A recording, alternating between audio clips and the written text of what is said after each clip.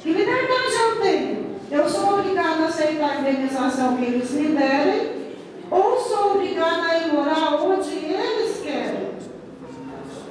Nós temos que gritar, gente. Se a única opção fosse o Jardim Paraná, tudo bem. Mas se há possibilidade de mudar, então vamos gritar. Gritar como?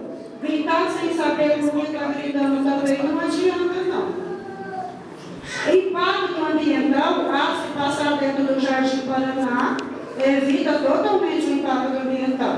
Não é nem trocar 6 por meia dúzia, é 12 por meia dúzia. Porque aqui é tudo mananciais, tudo área do IBAMA. O impacto ambiental é tanto igual quanto passar na Cantareira, no meio da mata. E aqui ainda tem um pouco a mais. Aqui atinge o ambiente e o social.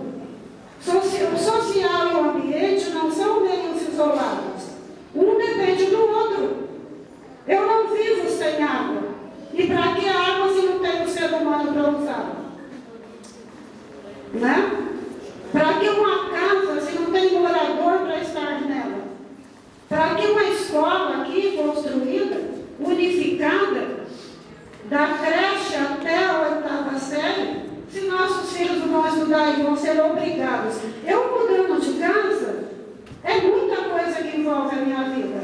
Meus filhos vão estudar em outra escola, vão se conviver com outro tipo de pessoas. Aqui eu conheço o círculo de amizade dos meus filhos. Meus filhos foram criados, aqui eu confio. Podem chegar de madrugada, a hora que for eu confio.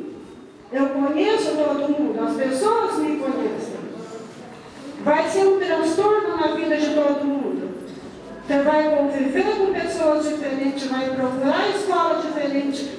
Para o trabalho, eu já tenho meu trabalho aqui. Eu tenho uma clientela aqui no bairro. Meu filho trabalha perto, o outro